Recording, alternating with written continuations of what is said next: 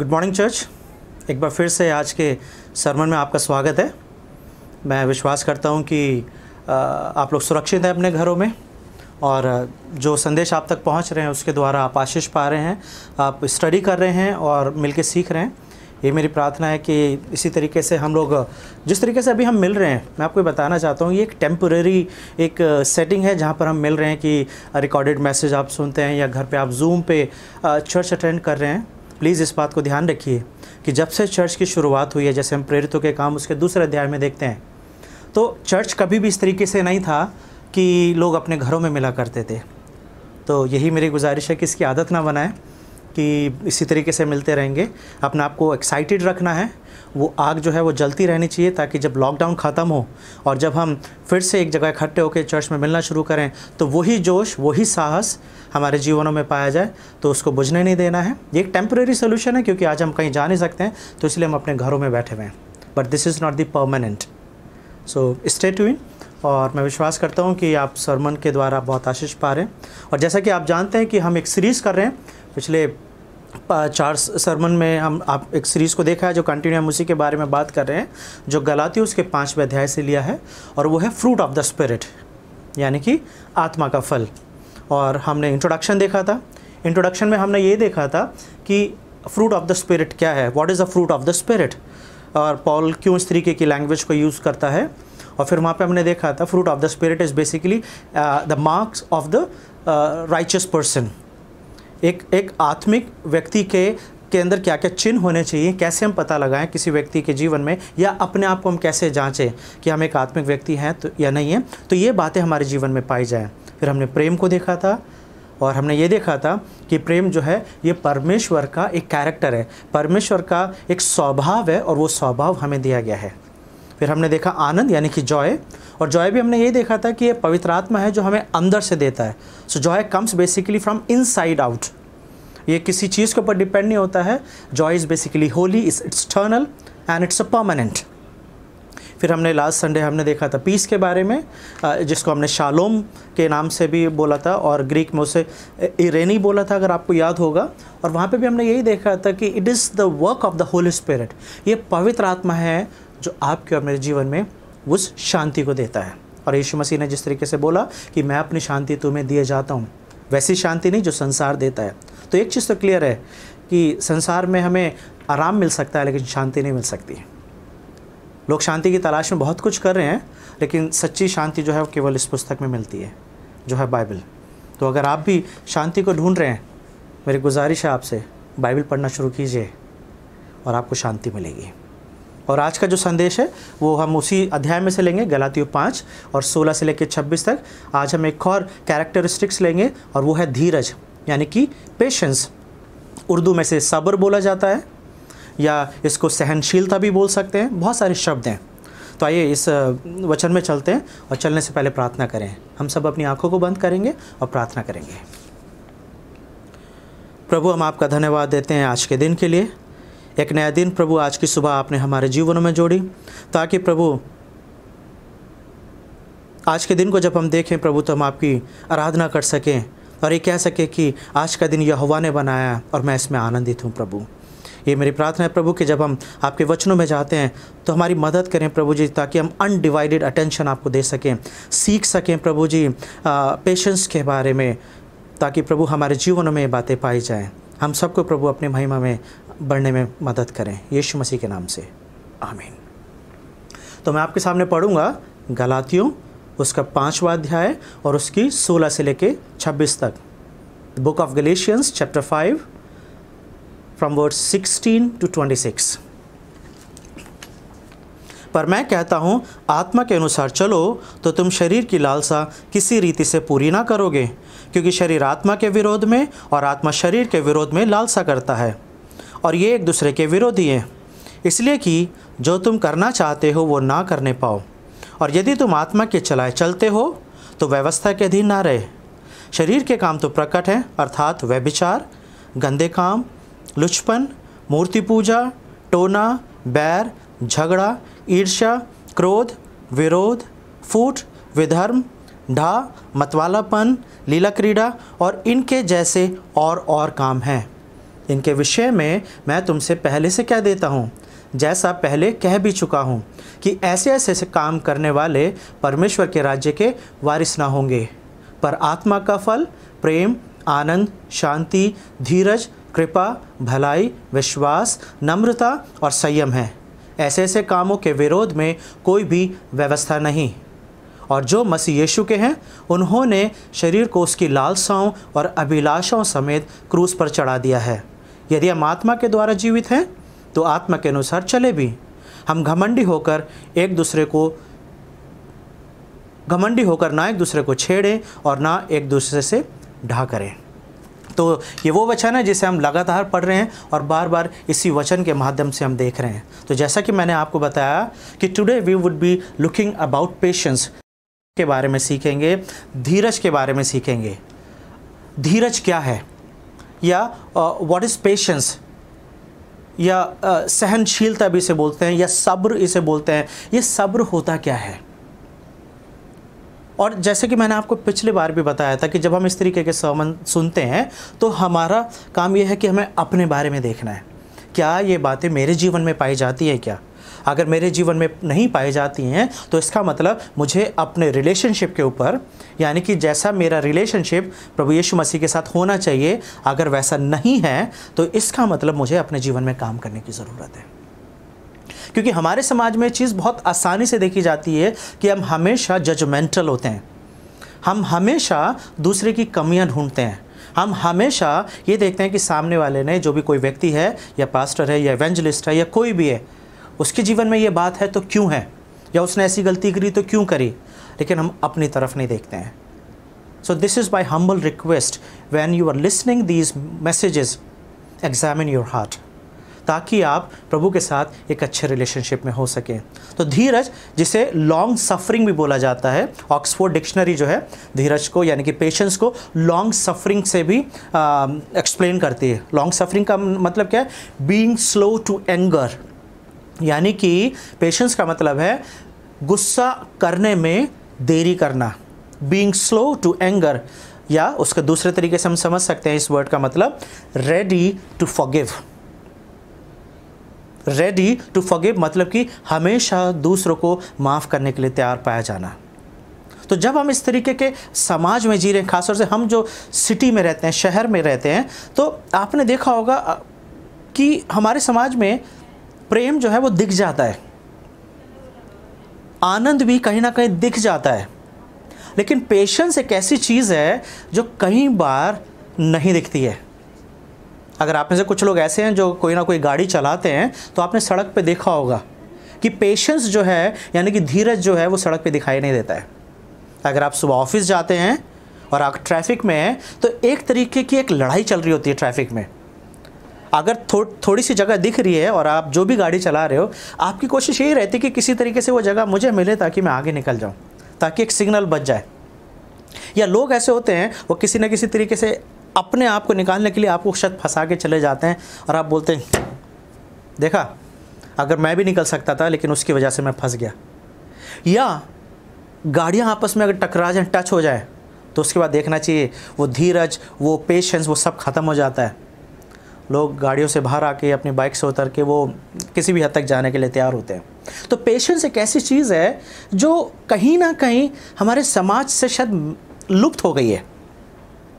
Parents खासतौर से अगर दोनों वर्किंग हैं तो आप उनके जीवन में देखेंगे कि वो जब शाम को आते हैं तो कई बार ऐसा देखा जाता है कि वो अपने बच्चों के साथ क्वालिटी टाइम नहीं दे पाते हैं। They become impatience. क्यों? क्योंकि वो थके हुए हैं, पूरा दिन उन्होंने काम करा है और जो क्वालिटी टाइम बच्चों को चाहिए, जो बच्चों की रिक्वायरमेंट है, कई बार वो नहीं दे पाते हैं। बच्चों के ऊपर झुंझला जाना या बच्चों को डांट देना, क्यों? क्योंकि वो थके हुए हैं। तो हम एक ऐसे एनवायरनमेंट में रह रहे हैं जहाँ पे लव कैन बी सीन, चाहे वो किसी भी रूप में कैसे भी है। Joy, still we can talk, yes there is some joy. We can talk about peace, yes there is peace in our community, in our country. But patience की जब हम बात करते हैं तो पेशेंस एक ऐसी चीज़ है जिसको सबको ज़रूरत है। अगर मैं अपनी भी बात करूं तो मुझे भी कई बार ऐसा लगता है कि पेशेंस की कमी है। जितना पेशेंस होना चाहिए उतना शायद नहीं हो पाता है। और जैसे कि मैंने आपको बताया कि हम लोग एक ऐसे समय में रह रहे हैं जहाँ पर हर एक चीज़ बहुत फास्ट है। We are living in a world where everything is fast. हर एक चीज़ इंस्टेंट है। हमें खाना चाहिए, हमारे पास फास्ट फूड है, समय नहीं लगता है। कॉफ़ी है, इंस्टेंट है, बटन दबाएं कॉफ़ी आती है। अगर आप मेट्रो में जाते हैं तो आपको लाइन में खड़े होने की ज़रूरत नहीं है, just make a card, metro card, और टच कीजिए, आप जल्दी से अंदर जाएंगे। No need to stand in queue और वेस्ट टाइम। अगर आप टोल गेट क्रॉस करते हैं, दिल्ली से गाज़ियाबाद जाते हैं या ऐसी जगह पे रहते हैं जहाँ पे टोल गेट आते हैं, तो वहाँ पे भी पासेस हैं ताकि आपको लाइन में ना खड़ा होना पड़े, आप जल्दी से चले जाएं।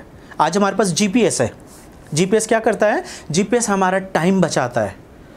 हमें इम्पेशेंस होने की ज़रूरत नहीं है। जीपीएस आपको शॉर्टेस्ट रूट से लेके जाता है ताकि आपका टाइम बचे। फाइनेंस की अगर बात करें, ट्रांजैक्शन आज के समय में बहुत इजी हो गया है। आपको बैंक से जाके पैसा निकालने की ज़रूरत नहीं है। आपके पास फ़ोन के अंदर बहुत सारे ऐप्स हैं, बीम ऐप है, गूगल ऐप है, पेटीएम है, और बहुत सारी ऐसी चीज़ें हैं जिसके माध्यम से आप ट्रांजैक्शन कर सकते हैं easily, and friction of second money आपके बैंक से दूसरे बैंक में चला जाता है। तो एक चीज़ हम देख सकते हैं कि we are living in a world where everything is instant. Everything, ये सारी चीज़ें जो हैं जिनकी मैंने बात करी है, इन सब के द्वारा हमारी लाइफ बहुत आसान हो गई है। We don't waste time, it's a time saving, money saving. चीज़ें ईजी हो गई हैं और फास्ट हो गई हैं। लेकिन इसी के साथ साथ अगर हम देखें तो इसका इफ़ेक्ट जो है कई बार कुछ गलत भी हो रहा है। रिलेशनशिप्स जो हैं, जैसे पहले जितने स्ट्रांग थे, क्या आज उतने स्ट्रांग हैं रिलेशनशिप्स? जब हम डिवोर्स की बात करते हैं तो पहले में बोलते थे कि डिवोर्स जो थे विदेशों में ज़्यादा होते थे। आज क्योंकि लोग इम्पेशेंस हैं, लोगों के अंदर धीरज नहीं है या सहनशीलता नहीं है, छोटी छोटी सी बात पर लोग जो हैं डिवोर्स दे देते हैं। कुछ दिन पहले मैं एक बार न्यूज़ में पढ़ रहा था, वहाँ पर ऐसा मैंने पढ़ा था, मुझे हैरानी थी, शायद आपने भी वो न्यूज़ देखी होगी। एक लेडी थी, इंडिया की नहीं है, बाहर की न्यूज़ है, उसने ऐसा स्टेटमेंट था कि मैं अपने हस्बैंड को डिवोर्स देना चाहती हूँ क्योंकि वो मुझसे इतना प्यार करता है कि मुझे समझ नहीं आता मैं क्या करूँ। Now do you believe that you can divorce your spouse because your spouse loves you so much? तो जब हम पेशेंस की बात कर रहे हैं, धीरज की बात कर रहे हैं, सब्र की बात कर रहे हैं, तो ये सब्र जो है ये कहीं ना कहीं मिस हो गया है। क्यों? क्योंकि हमें फास्ट की आदत हो गई है। फास्ट फूड, फास्ट कार्स, हर एक चीज़ इतना तेज़ हो गई है। खासतौर से अगर वेस्टर्नर्स की बात करें, जब वो इंडिया में आते हैं, क्योंकि वहाँ पे फास्ट इतना है कि रोड्स खाली हैं, तो जब वो इंडिया में आते हैं तो वो जब ट्रैफिक को देखते हैं तो कई बार वो बहुत इरिटेटेड होते हैं, क्योंकि उन्हें आदत नहीं है बम्पर टू बम्पर चलने की या इतना ट्रैफिक को देखने की। So this is the scenario we are living in. और इसी के बीच में हमारी लाइफ भी जो है वो धीरे धीरे बढ़ रही है। एक समय था, मैं अपने बारे में बताऊं, जब मैं हॉस्टल में पढ़ता था, मैं 10 से 12 साल मैंने हॉस्टल में पढ़ा है, और उस समय व्हाट्सएप नहीं होता था, मोबाइल फ़ोन नहीं होते थे, और मैं अपनी मम्मी को चिट्ठियाँ लिखा करता था, लेटर्स। पोस्ट कार्ड आते थे येलो से कलर का, आप में से किसी को याद होगा, या ब्लू कलर का इनलैंड बोला करते थे, उसके ऊपर लिखा करते थे, और फिर वो जाता था। कई बार वो 3 दिन 4 दिन 5 दिन लगता था। मुझे याद है कि मेरे पास सूटकेस भर के इतने लेटर्स हो गए थे, क्योंकि 12-15 साल जितनी भी मैंने स्टडी करी है, तो मम्मी के लेटर आया करते थे, मैं लिखा करता था, और वो लेटर पहुंचने में बहुत टाइम लगता था। फिर पेशेंस रखना ही पड़ेगा क्योंकि आपके पास कोई चॉइस नहीं है। लेकिन आज हम ऐसे एनवायरनमेंट में नहीं रह रहे हैं। हम व्हाट्सएप पे मैसेज डालते हैं और शायद 2 या 2.5 सेकंड के अंदर मैसेज जो है वो दुनिया के किसी भी कोने में पहुंच जाता है। लेकिन मैं आपको एक चीज़ बताऊं, उस समय भी लोग इम्पेशेंस होते हैं। जब मैसेज चला जाता है तो हम बार बार फ़ोन को देखते हैं कि अभी तक पढ़ा नहीं है, लाइंस जो हैं वो अभी तक ब्लू नहीं हुई है, अभी तक ब्लैक ही दिख रही है। एक वो समय था जहाँ पे 3 से 4 दिन और कई बार हफ्ते लगते थे एक मैसेज को दूसरी तरफ पहुँचने में। आज व्हाट्सएप या वॉक्सर या दूसरे ऐसे बहुत सारे ऐप्स हैं जिसके माध्यम से मैसेज भेज सकते हैं इधर उधर, but somewhere we are more impatient. तो ये सारी चीज़ें जो हैं, इनके माध्यम से जब हम बात करें तो हम ये देखेंगे कि बाइबल इनके बारे में क्या बोलती है, बाइबल हमें क्या सिखाती है। What is patience? ये जिसे हम धीरज बोल रहे हैं, ये धीरज है क्या? बाइबल के हिसाब से इसकी क्या परिभाषा है? तो मैंने यहाँ पे लिखा है, the patience is surrender to God's timing and control. Patience is the key to a stronger faith. Patience क्या है? यानी कि धीरजता वो है कि अपने आप को परमेश्वर के हाथ में दे देना, ताकि परमेश्वर का समय और परमेश्वर का नियंत्रण आपके और मेरे जीवन में हो। दूसरा चीज मैंने लिखा है, patience is the key to a stronger faith. धीरज धरना और पेशेंस के अंदर सबसे ज्यादा चीज जो आती है, जिसे हम बहुत आसानी से देख सकते हैं, वो होता है वेट करना। किसी का कहीं पर वेट करना, प्रेयर करके आंसर का वेट करना कि परमेश्वर हमें डायरेक्शन दे, या अपनी बात परमेश्वर को बोल के वेट करना कि किसी तरीके से परमेश्वर हमसे बातचीत करे, एंड सो दैट गॉड में गिव अस क्लियर डायरेक्शन। और वेट करने के लिए सबसे बड़ी चीज क्या है? एक आशा, एक उम्मीद।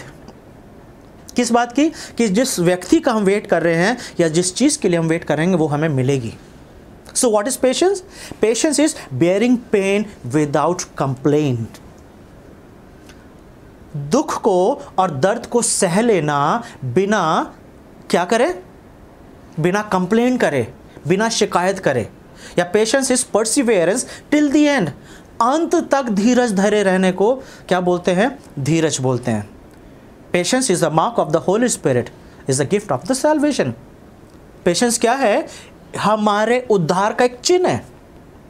अगर आप विश्वासी हैं, बाइबल को मानते हैं, प्रभु यीशु मसीह के पीछे चलते हैं, तो धीरज क्या है? धीरज एक साइन है, एक मार्क है। किस बात का? कि आपका उद्धार हुआ है। ये इस बात का साइन है कि पवित्र आत्मा आपके और मेरे जीवन में काम कर रहा है। जैसे कि आप जानते हैं, we are doing the series on the fruit of the spirit. इसको दूसरे तरीके से हम क्या बोलते हैं? The marks of the spiritual maturity. एक आत्मिक परिपक्वता के लिए क्या चिन्ह होते हैं, क्या सबूत होते हैं, वो है। ग्रीक में जो वर्ड आया है, जो यूनानी भाषा में, उसको बोला जाता है मैक्रोथुमिया। मैक्रोथुमिया। मैक्रो मीन्स लॉन्ग, बड़ा। थुमिया मीन्स गुस्सा या रैथ ऑफ गॉड, यानी कि लंबे समय तक किसी चीज को सह लेना। शॉर्ट मैक्रो मीन्स लॉन्ग, जैसे माइक्रो मतलब छोटा होता है और मैक्रो मतलब मैक्रोथुमिया। तो मैक्रो जो है मतलब कि वो बड़ा। और इसी का ऑपोजिट क्या है? इम्पेशेंट, यानी कि बेसब्री, उतावलापन। तो बाइबल में हम देखेंगे कि व्हाई वी नीड पेशेंस। हमें क्यों धीरज की ज़रूरत है? क्योंकि हम जिस समाज में रह रहे हैं, इस समाज में we are living in a fallen world, और इस समाज में बहुत कुछ ऐसा चल रहा है जो हमारे विपरीत है। बहुत कुछ ऐसा चलता है जिसको हमें सहना पड़ता है। बहुत कुछ ऐसा चलता है जो हम पसंद नहीं करते हैं, लेकिन फिर भी हमें फेस करना पड़ता है। तो ऐसे माहौल में बने रहने के लिए हमें किस चीज़ की ज़रूरत है? We need patience. हम अपनी मर्जी से नहीं चल सकते। We have to follow the law of the land. जिस समाज में हम रहते हैं, वहाँ के नियम कानून हमें मानने हैं। और कई बार वो नियम कानून, खास तौर से अगर लॉकडाउन की बात करें, तो हमें परमिशन नहीं है बहुत कुछ करने की। और शायद ये हमारे लिए एक स्ट्रगल हो सकता है, ये आपके लिए एक स्ट्रगल हो सकता है, एक चैलेंज हो सकता है कि नहीं करना है लेकिन वही करने का मन कर रहा है, नहीं जाना है लेकिन मजबूरी है वही चीज़ करनी है। तो व्हाई वी नीड पेशेंस? ताकि जो बाउंड्रीज हमें हमारे सामने सेट की गई हैं, उस बाउंड्रीज के अंदर हम रहना सीख सकें।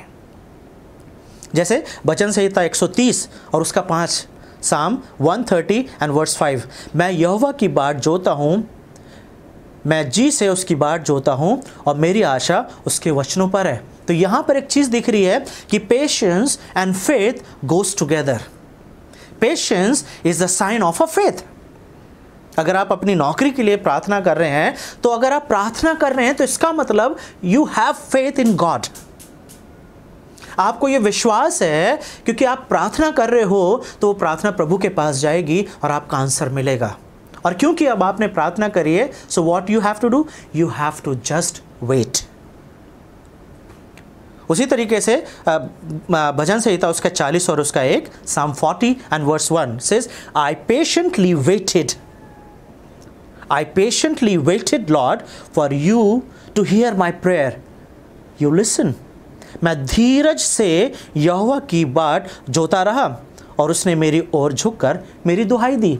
धीरज से, patiently I was waiting upon the Lord. तो आप देख रहे हैं कि पेशेंस के लिए, धीरज के लिए या सब्र के लिए किस चीज़ की ज़रूरत है? विश्वास की ज़रूरत है। उसी तरीके से रोमियो उसका 15:5, now the God of patience and consolation grant you to be like minded one towards another according to Christ Jesus. धीरज और शांति का दाता परमेश्वर तुम्हें यह वरदान दे। किसका दाता? धीरज और शांति का। So who gives patience? It is God. हमारे पास नहीं है पेशेंस, इसलिए समाज में शायद पेशेंस नहीं है। लोग इम्पल्सिव हैं, लोग इम्पेशेंट हैं। अगर बाहर आप देखेंगे, उन्हें हर एक चीज़, क्योंकि हमें भी कहीं ना कहीं आदत हो गई है हर एक चीज़ को इंस्टेंट करने की, तो कई बार वो पेशेंस जो है वो मिसिंग होता है। और इसलिए पौलुस जो है रोमियो के द्वारा हमें बताना चाह रहा है कि धीरज और शांति का दाता परमेश्वर तुम्हें ये वरदान दे कि मसीह यीशु के अनुसार आपस में एक मन रहो। एक साथ रहने के लिए किस चीज़ की ज़रूरत होती है? We need patience to stay together. क्योंकि अगर हमारे अंदर पेशेंस नहीं है, धीरज नहीं है, तो ये बहुत मुश्किल है लोगों के साथ जुड़े रहना, लोगों के साथ बने रहना। तो आइए एक एक करके हम देखेंगे कि पेशेंस के बारे में बाइबल और कहाँ पे हमें क्या क्या चीज़ बताती है। तो आज हम जैसे कि जब मैं अपनी स्टडी कर रहा था तो मैंने इस चीज़ को नोटिस करा कि याकूब की किताब जो है चैप्टर 1 से ही पेशेंस के बारे में बहुत कुछ बताती है। तो आज का जो टॉपिक है वो मैंने याकूब की किताब से लिया है, बुक ऑफ जेम्स। आप लोग सभी निकाल लीजिए, याकूब यानी कि बुक ऑफ जेम्स इब्रानियों के बाद है, और उसको देखेंगे कई वर्सेस को। जैसे खास तौर से अगर मैं आपको पहली वर्ष से ही देखूं तो वहाँ पे क्या लिखा हुआ है?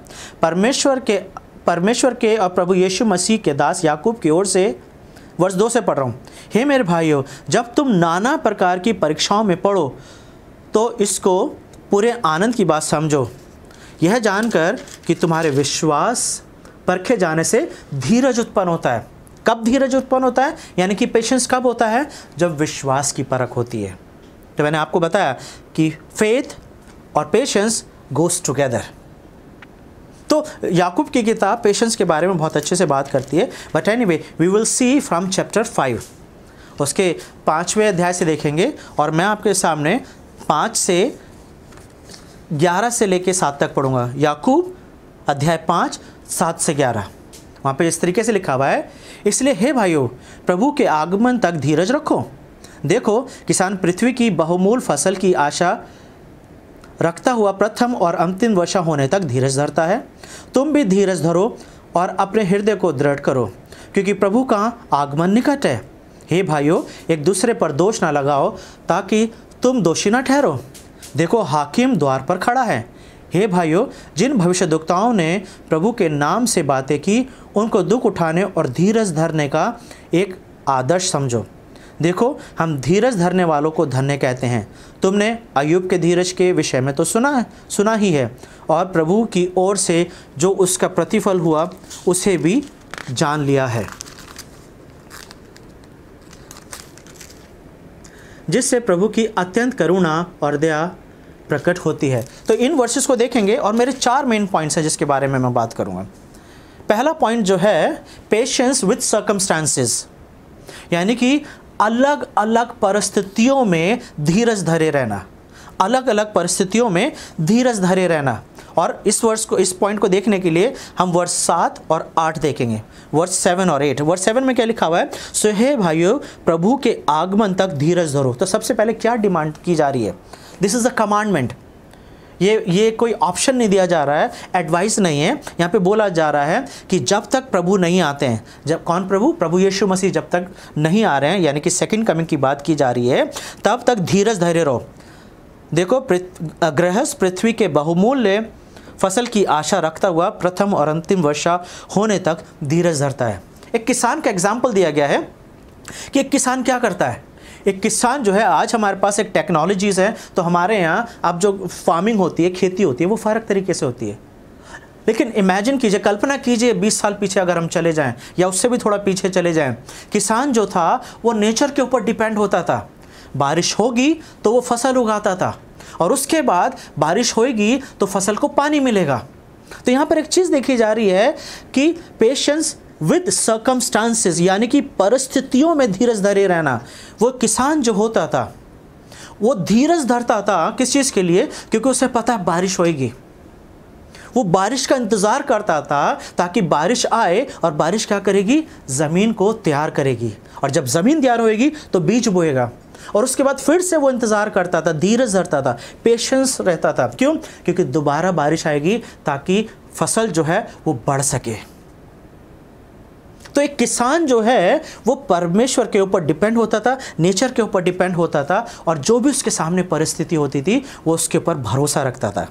लेकिन वर्ष 8 में क्या लिखा है? तुम भी धीरज धरो और अपने हृदय को दृढ़ करो, क्योंकि प्रभु का आगमन निकट है।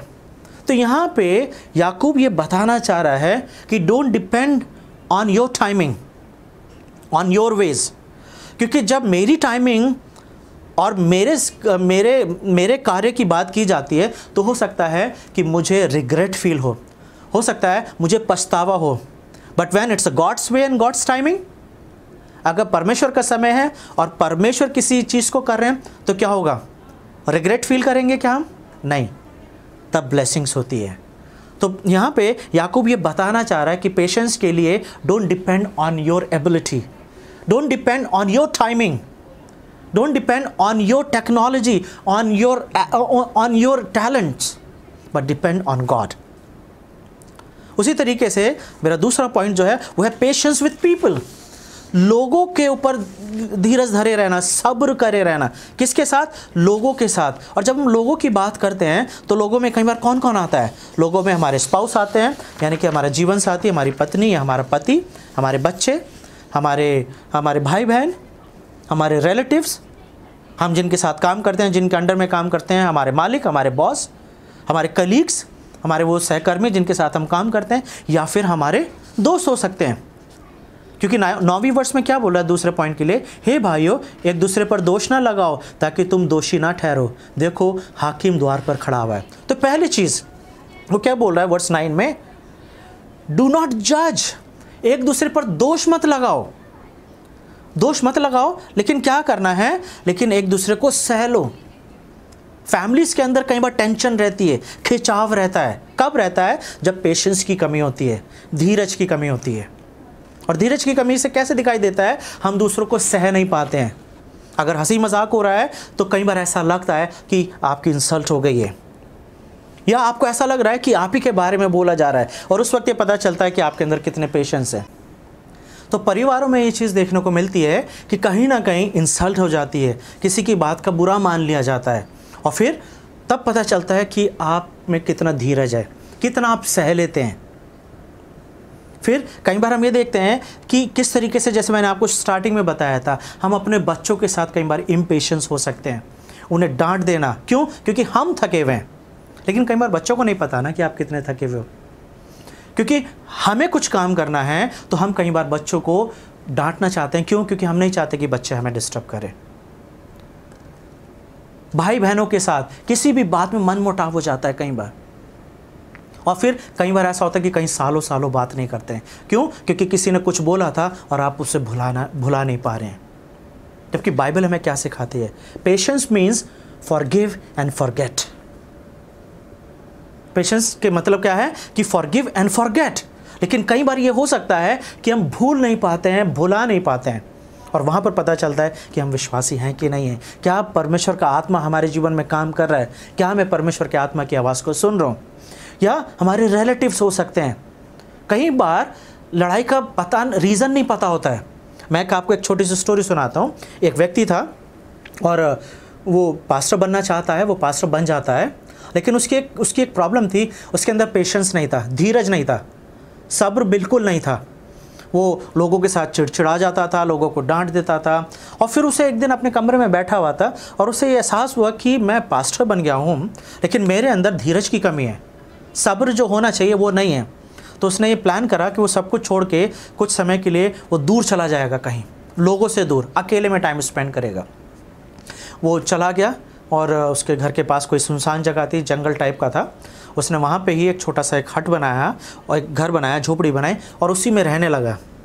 वो प्रार्थना करा करता था और वो सारी चीज़ें वो कर रहा था, प्रार्थना करना, बाइबल पढ़ना, और वो वहीं पे टाइम स्पेंड करता रहा। कई साल हो गए और उसे यही लग रहा था कि मैं अभी तक तैयार नहीं हुआ। कुछ समय के बाद, 6-7 साल के बाद, एक व्यक्ति उसी जगह से जा रहा था और उसने देखा बड़ी अजीब सी जगह है कि यहाँ पे इस जंगल के बीच में एक घर है। और वहाँ अंदर गया और उसने देखा एक व्यक्ति है और उसने बोला, भाई साहब मुझे बड़ी हैरानी हो रही है आपको यहाँ पर देख के कि आप जंगल में रहते हो, आप क्यों रहते हो? उसने बोला, क्योंकि मैं पास्टर हूँ और मेरे अंदर पेशेंस की कमी है, धीरज नहीं है, तो मैं इसलिए यहाँ पर आ गया हूँ। तो वो आदमी जो था वो जिज्ञासु हो गया, उसने सवाल पूछना शुरू कर दिए। तो उसने पूछा, आप कितने साल से हो यहाँ पर? उसने बोला, लगभग 6 या 7 साल हो गए मुझे यहाँ पर आके। तो उसने पूछा फिर कि तो फिर आपको कैसे पता कि आपके अंदर पेशेंस आ गया है? उसने कहा, मुझे पता नहीं, मैं काम कर रहा हूँ। फिर उसने पूछा, अच्छा आपके घर में कौन कौन है, आपको कैसे पता चला था कि आपके अंदर पेशेंस नहीं है? और ये पास्टर जो था गुस्से में आ गया, इतने सारे सवाल, और उसने बोला, भाग जा यहाँ से, मेरे को जवाब नहीं देना है। अकेले रह के भी पेशेंस नहीं मिलता है। ये स्टोरी जो है छोटी सी, हमें ये बता रही है कि पेशेंस की प्राप्ति अकेले में जाके नहीं होती है कि आप सोचें कि आप अकेले में रहें और आपको सब्र करना आ जाएगा। सब्र करना हम कठिन परिस्थितियों में ही सीखते हैं, ऐसे समय में सीखते हैं जब सब कुछ हमारे विरोध में चल रहा है। और सब्र करने के बारे में जैसे कि मैं आगे आपको बताऊंगा, तो मैं उसमें ये पॉइंट में रखूंगा कि सब्र करने के लिए हमें अपने आप को कंट्रोल करना होता है, हमें प्रभु के हाथ में अपने आप को देना होता है। हम जिस बॉस के अंदर काम करते हैं, जो हमारा बॉस है, जो हमारा मालिक है, वो किस तरीके का है, हो सकता है कि वो ऐसा है कि हम उसके साथ काम नहीं कर पा रहे हैं, लेकिन हमें जॉब की ज़रूरत है, तो हमें सब्र करना सीखना होगा। हमारे कलीग्स या हमारे दोस्त, बहुत सारे ऐसे लोग होते हैं, और इसलिए बाइबल हमें क्या सिखा रही है 9वीं वर्ष में, हे भाइयों एक दूसरे पर दोष ना लगाओ। तो सब्र करने का सबसे बड़ा चिन्ह क्या है? अगर आपके अंदर पेशेंस है, आप एक दूसरे के ऊपर दोष नहीं लगाओगे। पहला पॉइंट ये है कि क्या है, आप दूसरों के ऊपर दोष नहीं लगाओगे। दूसरा, यहाँ पे याकूब बोल रहा है कि हाकिम द्वार पे खड़ा हुआ है, क्योंकि जो मेन जज है, जो सब कुछ जज करने वाला है, वो जीसस जो हैं, वो बहुत जल्दी आने वाले हैं। द्वार पे खड़ा है मतलब कि वो बहुत जल्दी आपके मेरे बीच में आने वाले हैं, जो सबका न्याय करेंगे। तो हमें देखना है कि कैसे, जैसे रोमियो 15:5 में भी लिखा हुआ है कि हो एक दूसरे के साथ मेल से रहने की ज़रूरत है। तीसरा पॉइंट जो है, पेशेंस विद गॉड, परमेश्वर के साथ सब्र बनाए रखना, धीरज रखना, सहनशीलता रखना। कब ऐसा होता है परमेश्वर के साथ? जब हम प्रार्थना करते हैं। कुछ लोग हैं जो प्रार्थना करते हैं और बोलते हैं परमेश्वर ने प्रार्थना नहीं सुनी है। इतने टाइम से किसी चीज़ की प्रार्थना कर रहे हैं, परमेश्वर ने प्रार्थना नहीं सुनी है। तो पहली चीज़ मैं आपको बताना चाहता हूँ, परमेश्वर प्रार्थना सुन लेते हैं, आंसर आने में टाइम लगता है, उसका रीज़न हमें नहीं पता। और वेटिंग जो है, यहाँ पर पेशेंस की टेस्टिंग होती है। ऐसा बोला जाता है कि वेटिंग की delay brings doubt, delay brings doubt. जब किसी चीज़ की देरी होती चली जाती है तो कई बार डाउट आने लगता है, क्या मैंने सही चीज़ की प्रार्थना करी है, क्या मेरी प्रार्थना पहुंची होगी, क्या ये चीज़ मेरे लिए है कि नहीं है, या मुझे नहीं दी जा रही, तो इसका रीज़न क्या है? तो क्यों? क्योंकि डिले ब्रिंग्स डाउट। और डाउट कब आता है? जब फेथ नहीं होता है, और अगर फेथ की कमी है तो पेशेंस नहीं होगा। जैसे मैंने आपको पहले बताया कि पेशेंस के लिए, धीरज के लिए किस चीज़ की ज़रूरत है? फेथ की ज़रूरत है। आपको मैं बाइबल के बाहर के कुछ एग्जाम्पल्स दूंगा और बाइबल के अंदर के। एडोनीराम जजसन, ये अमेरिकन पहला मिशनरी है जो इंडिया आया था। First American missionary who came to India, Adoniram Judson. ये कैलकाटा आया, लेकिन हमारी कंट्री ने इसको अलाउ नहीं करा, तो ये इंडिया से कहाँ चला गया? बर्मा। वहाँ पे इसने मिनिस्ट्री करी, और ऐसा बोला जाता है, जब मैं इनके बारे में पढ़ रहा था, 7 से 10 साल ये मिनिस्ट्री करते रहे और इनके चर्च में लोग नहीं थे। मिनिस्ट्री का रिजल्ट ज़ीरो था, प्रभु में नहीं आए लोग। विलियम कैरी की हम बात करें, विलियम कैरी कलकत्ता में आए और उन्होंने क्या करा? He was a shoe maker, जूते बनाया करते थे। 7 साल तक कोई भी प्रभु में नहीं आया उनकी सेवा के द्वारा। लेकिन क्या उन्होंने अपना पेशेंस खो दिया? नहीं, वो प्रभु में बने रहे। अगर हम बात करें अब्राहम की या मूसा की, अब्राहम को जब परमेश्वर ने बुलाया और जब बेटा देने की बात करी, अब्राहम को कम से कम 24 से 25 साल अब्राहम ने वेट करा है, तब जाके उसे इसहाक मिला है। डेविड की बात करें, जब सैमुअल ने डेविड को अनॉइंट कर दिया, उस वक्त शाऊल जो था वो इज़राइल का राजा है, लेकिन क्या दाऊद को जब अभिषेक किया गया, उसका अनॉइंटिंग हुआ, क्या उसी दिन वो राजा बन गया? नहीं, राजा बनने में उसे कम से कम 16 से 17 साल लगे। 16-17 साल डेविड भागता रहा है। जब शाऊल उसे मारना चाहता था, डेविड के पास कई बार ऐसे मौके थे कि वो शाऊल को मार सकता था, लेकिन डेविड को ये पता था कि उसका भरोसा किसके ऊपर है? परमेश्वर के ऊपर है। David patiently waited upon the Lord, प्रभु पे भरोसा रखा रहा, धीरज धरा रहा, क्योंकि उसे ये पता था कि परमेश्वर न्याय करेगा। मूसा की बात करें तो मूसा 40 साल राजा के महल में रह रहा है, 40 साल भेड़ों को चरा रहा है, और उसके बाद वो परमेश्वर उसे एक मिशन के लिए भेज रहे हैं। बाइबल बताती है कि मूसा से ज़्यादा हम्बल व्यक्ति नहीं आया। लोग कुड़कुड़ाते रहे, कंप्लेंट्स करते रहे, और कई बार उसके बारे में भी गलत बोलते थे, लेकिन धीरज जो था वो मूसा के जीवन में दिखाई दे रहा है। छोड़ के नहीं भाग गया है, मिशन छोड़ के नहीं भाग गया है, परमेश्वर के साथ साथ चलता रहा जंगल में। बहुत सारे ऐसे प्रॉफिट्स हैं जिनके बारे में हम देख सकते हैं कि जिन्होंने परमेश्वर के काम को अंजाम दिया और एक धीरज धरे रहे। और जब हम इब्रानियों उसका 11वें अध्याय को देखते हैं, जहाँ पे हम बोलते हैं हॉल ऑफ फेम, उस चैप्टर 11 के अंदर बहुत सारे लोग हैं जिनके बारे में बताया गया है। उन सब ने परमेश्वर के उस काम के लिए सिर्फ आशा रखी है। कुछ लोगों को तो देखने को ही नहीं मिला प्रतिफल, लेकिन उन्होंने धीरज रखा कि उनके जीवन में ये काम होगा। और इसीलिए 10वें आयत में क्या लिखा हुआ है? हे भाइयों, जिन भविष्यद्वक्ताओं ने प्रभु के नाम से बातें की, उन्हें दुख उठाने और धीरज धरने का आदर्श समझो। ये वो लोग हैं जिन्होंने दुख उठाया। एडोनीराम जटसन, विलियम कैरी, ब्रदर यन। अगर हम चाइना की बात करें, ब्रदर यन, जहाँ पे मैंने आपको एक बुक का टाइटल बताया था, द हेवनली मैन। कितना धीरज धरना पड़ा, कितने दुख उठाने पड़े, लेकिन दुख उठाने के बावजूद भी उनके जीवनों में पेशेंस बना रहा, धीरज धैर्य रहे। क्या आपके जीवन में पाया जाता है? जब आपको ऐसा लगता है, खासतौर से जब मैं दूसरा पॉइंट की बात कर रहा था, जहाँ पे मैंने बोला कि अपने परिवार में, अपने लोगों में जिनके साथ हम काम करते हैं, या हमारे रिश्तेदार या हमारे दोस्त, अगर उनके साथ हम धीरज नहीं धर पा रहे हैं, तो हमें कहाँ पे धीरज देखने को सीखने को मिल रहा है? पहली चीज़ जो लोगों के मैंने नाम बताए। दूसरा, प्रभु यीशु मसीह के बारे में आप देखिए।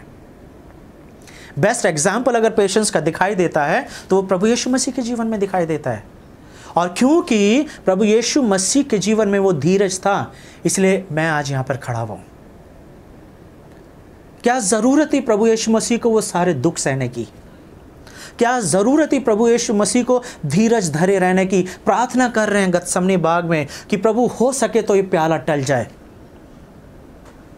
लेकिन फिर भी patiently he was waiting upon the Lord, क्योंकि उन्हें पता है कि मुझे धीरज धरना है ताकि परमेश्वर का काम पूरा हो सके। सलीब पर चढ़ के वो हाथों में कीलें ठोकी जा रही हैं, सर पे कांटों का ताज रखा जा रहा है, उन्हें हैंटरों से मारा जा रहा है, but patiently he was waiting, he was quite. इस तरीके का धीरज क्या आपने कभी देखा है कहीं पे? कोई व्यक्ति इतना हद तक सह सकता है क्या? इतनी सहनशीलता, इतना सब्र किसी के जीवन में देखा है क्या? तो जब आपको ऐसा लगता है कि आपके फैमिली में, या आपके रिलेटिव्स, या आपका कलीग, या आपका बॉस, या आपका कोई दोस्त ऐसा है कि जिसके साथ आप अपना पेशेंस खो देते हैं, तो हमेशा अपने बारे में ये सोचना कि क्या परमेश्वर अपना पेशेंस खोते हैं आपके बारे में? जैसे कि दूसरा पत्रस उसके 3:9 में क्या लिखा हुआ है? दूसरा पत्रस उसके 3:9 में, the Lord is not slow to fulfil his promises as some count slowness, but is patient towards you, not wishing that any should perish, but that all should reach repentance. प्रभु अपनी प्रतिज्ञा के विषय में देर नहीं करता है, जैसी देर कितने लोग समझते हैं। परमेश्वर देर नहीं करते हैं, लेकिन वहाँ पे लिखा हुआ है परंतु तुम्हारे विषय में धीरज धरता है। अगर आपको ऐसा लगता है कि आप बहुतों के साथ इम्पेशेंट हो जाते हैं, आप गुस्सा आ जाता है दूसरों के साथ डील करने में, जब उस व्यक्ति को देखते हो या उसका कोई शब्द सुनते हो तो आपको झुंझलाहट होती है, तो कल्पना कीजिए कि क्या प्रभु यीशु मसीह जब आपके बारे में देखते हैं तो क्या वो झुंझलाते हैं, वो इम्पेशेंट हो जाते हैं आपको देख के, या वो ये सोचते हैं कि जैसे दूसरे पत्रस 3:9 में लिखा हुआ है, वो धीरज धरते हैं। क्यों धीरज धरते हैं? वो नहीं चाहते कि कोई नाश हो। परमेश्वर नहीं चाहता कि आप नाश हो, तो परमेश्वर धीरज धरे हुए किसके लिए? आपके लिए। लेकिन क्या मैं अपने परिवार में वो धीरज धरे रह सकता हूं क्या? अगर आप इस एरिया में स्ट्रगल कर रहे हैं तो आपको अपने आप को सलीब पर देखना होगा। प्रभु यीशु मसीह आपके लिए सब कुछ सह रहे हैं, क्या आप किसी को नहीं सह सकते हैं क्या? पेशेंस की ज़रूरत होती कब है? पेशेंस की ज़रूरत तब होती है जब आप ठीक हैं और दूसरा आपको गलत बोल रहा है, क्योंकि उस वक्त we talk about my rights, और फिर हम ये बात बोलते हैं कि वो मेरे बारे में ऐसा कैसे कह सकता है या वो ऐसा कैसे कह सकती है। मैं ही सहूं? मेरी ही बारी है सहने की? सब कुछ मुझे ही सहना पड़ेगा? मेरी कोई रिस्पेक्ट नहीं है? सुने आपने ये शब्द? मैंने सुना ये शब्द, आपने भी कहीं ना कहीं कभी ना कभी सुने होंगे। धीरज आपके जीवन में तभी दिखाई देगा जब आप पवित्र आत्मा को अपने जीवन में काम करने देंगे। अगर पवित्र आत्मा आपके जीवन में काम नहीं कर रहा है तो शायद ये धीरज आपके जीवन में मिसिंग रहेगा। दूसरा, पहला थिस्सलुनीयों उसके 5 और उसके 14 और 15 में लिखा हुआ है, हे भाइयों, हम तुम्हें समझाते हैं कि जो ठीक चाल नहीं चलते उनको समझाओ, कायरों को ढाढ़स दो, निर्बलों को संभालो, सबकी ओर सहनशीलता दिखाओ, सबकी ओर। Show patience to everyone. This is a mark of a Christian, this is a mark of a believer. अगर आप अपने आप को विश्वासी बोलते हो, then you have to show the patience to everyone. हर एक वो व्यक्ति जो आपकी सराउंडिंग में है। It could be your spouse, आपका हस्बैंड हो सकता है, आपकी वाइफ हो सकती है, it could be your in laws, आपके फैमिली मेंबर्स हो सकते हैं, या आपके ससुराली हो सकते हैं, may be your brother, your sister, कोई भी व्यक्ति हो सकता है, या वो कलीग जिसके साथ आप काम कर रहे हैं, वो एक ऐसा बॉस जिसके साथ आपकी बिल्कुल नहीं बनती है।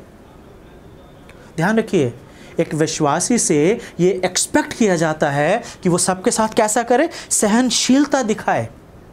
क्या आप इस एरिया में मजबूत पाए जा रहे हैं? अगर आप ये वचन सुन रहे हैं तो ये आपकी जिम्मेदारी है कि जैसे याकूब में बोला है कि देख, हाकिम द्वार पे खड़ा हुआ है, verse 9, the judge is standing at the door. And why judge is standing at the door? Because he is going to judge you and he is going to judge me. Jesus is the main judge, जो पूरे संसार का न्याय करने वाले हैं। और जब वो इतना पेशेंस मेरे लिए रख रहे हैं, मुझे सहते हैं, मेरी कमियों को, मेरे पापों को सह के मुझे सेकंड चांस देते हैं। God is the God of the Bible is a God of a second chance. हमें मौके पे मौके देते रहते हैं, यानी कि वो सह रहे हैं। सहनशीलता परमेश्वर के अंदर है। He gives another chance ताकि मेरा जीवन बदल जाए। लेकिन क्या मैं लोगों के साथ जब व्यवहार कर रहा हूँ, क्या ये सहनशीलता मेरे जीवन में दिखाई देती है क्या? अगर आप प्रभु को नहीं मानते हैं, अगर आप if you are not the follower of Jesus, अगर आप प्रभु यीशु मसीह के पीछे नहीं चल रहे हैं, तो शायद ये डिमांड आपसे नहीं रखी जाएगी। लेकिन अगर आप अपने आप को ये बोलते हैं कि आप प्रभु यीशु मसीह को मानते हैं, विश्वास करते हो, आप ये विश्वास करते हो कि यीशु आपके लिए मारे गए, गाड़े गए और तीसरे दिन जी उठे, तो ये आपकी जिम्मेदारी बनती है। This is the characteristics that God wants to see in your life and in my life. और ऑनेस्टली बताऊं, हम सबको इस एरिया में काम करने की ज़रूरत है। हम सबको इस एरिया में काम करने की ज़रूरत है। कुछ को बहुत काम करना है, कुछ को हो सकता है सिर्फ थोड़ा काम करने की ज़रूरत है। क्योंकि आज हम इतना एक फास्ट वर्ल्ड में रह रहे हैं जहाँ पे हर एक चीज़ इतना इंस्टेंट होती जा रही है कि जब कोई चीज़ इंस्टेंट नहीं होती है, वी बिकम इम्पेशेंट। उतावलापन आ जाता है, बेसब्री हमारे जीवन में दिखाई देती है। लेकिन याकूब हमें ये बता रहा है that we have to learn to be patient with God. क्योंकि पेशेंस की परिभाषा क्या है? To be surrender to God. परमेश्वर का टाइमिंग और परमेश्वर के तरीके। जब परमेश्वर का टाइमिंग, जब खुदा का टाइमिंग और खुदा का समय होता है, हर एक चीज़ जब खुदा के अनुसार होती है तो उसमें सिर्फ बरकतें मिलती हैं। और जब परमेश्वर का समय नहीं रहता है तो उसमें सिर्फ पछतावा मिलता है। तो इसी के साथ मैं ख़त्म करना चाहता हूँ आज के संदेश को, और मैं आपको एक चैलेंज करना चाहता हूँ कि अपने जीवन में इस एरिया में काम करें। Don't think about others. दूसरों के बारे में ना सोचें कि वो किस तरीके से, उनके जीवन में बिल्कुल भी धीरज नहीं है, पेशेंस तो है ही नहीं बिल्कुल भी। अपने बारे में सोचिए कि as a believer, as a follower of Jesus, क्या मैं इस एरिया में बढ़ रहा हूँ या ये एरिया बिल्कुल ज़ीरो है मेरा। आइए हम अपने आप को पूरी तरीके से प्रभु के हाथ में दें और प्रभु से प्रार्थना करें, प्रभु हमारी मदद करें ताकि हम इस एरिया में और बढ़ सकें। प्रभु मैं आपका धन्यवाद देता हूँ आज के वचन के लिए। प्रभु आप अपने वचन के द्वारा हमसे बातचीत करते हैं। प्रभु मैं धन्यवाद देता हूँ प्रभु कि आज के वचन ने प्रभु हमें ये रिमाइंडर दिया प्रभु कि हमें अपने जीवन में उस धीरज को देखने की ज़रूरत है। प्रभु जिस तरीके से आप धीरज बनाए हुए हैं प्रभु, ये हमारी प्रार्थना है कि हम में से हर एक के जीवन में ये धीरज दिखाई दे ताकि प्रभु हमारा जीवन आप में और मजबूत होता चला जाए। हमारी मदद करें प्रभु जी, ताकि ये जो धीरज है इसके द्वारा प्रभु जी हमारे लोग, हमारे परिवार, हमारी कलीसियाएँ, हर एक जन प्रभु जी आनंद में और प्रेम में बढ़ सके। धन्यवाद देते इस वचन के लिए, यीशु मसीह के नाम से इस प्रार्थना को मांगते हैं, आमीन। तो मेरी यही प्रार्थना है कि आप जब इन वचनों को सुनते हैं, कई बार आप 2-3 बार सुने। ये जो वर्सेस मैं आपको बताता हूँ, हफ्ते के बीच में इन वर्सेस के ऊपर स्टडी करें। और कोई प्रश्न है तो जैसे कि पिछली बार से आपने देखा होगा कि sermon के एंड में मैंने अपना ईमेल आईडी डालना शुरू कर दिया है। या तो आप कमेंट्स में क्वेश्चन डाल सकते हैं या ईमेल करके मेरे से सवाल पूछ सकते हैं, या जो आपको मेरा मैसेज भेजता है उससे मेरा नंबर लेके आप मेरे से बात कर सकते हैं। So thank you very much, be safe and stay at home. God bless you.